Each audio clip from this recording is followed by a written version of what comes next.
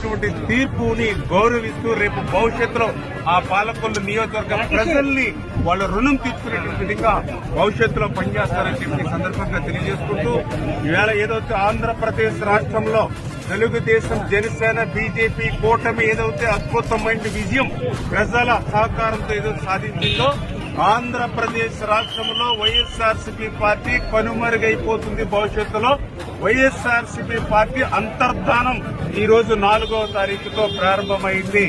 జగన్మోహన్ రెడ్డి లాంటి ఒక నియంత నిరంకుశత్వం, ఒక రాక్షసత్వమైనటువంటి పాలన ఉన్నటువంటి జగన్మోహన్ రెడ్డిని ఆంధ్రప్రదేశ్ రాష్ట్రంలో ఉండదనే విషయాన్ని ఈవేళ ప్రజలు తీర్పుతో ఇచ్చారని చెప్పి సందర్భంగా తెలియజేస్తున్నారు. మా లక్ష్యం, మా ధ్యేయం ఏదైతే జగన్మోహన్ రెడ్డి పాలనలో ఆంధ్రప్రదేశ్ రాష్ట్రం అభివృద్ధిలోనూ సంక్షేమంలోని 20 సంవత్సరాలకు ఏదైతే వెనక్కిపోయిందో మళ్లీ ఆంధ్రప్రదేశ్ రాష్ట్రాన్ని పునర్నిర్మాణం చేయాలి.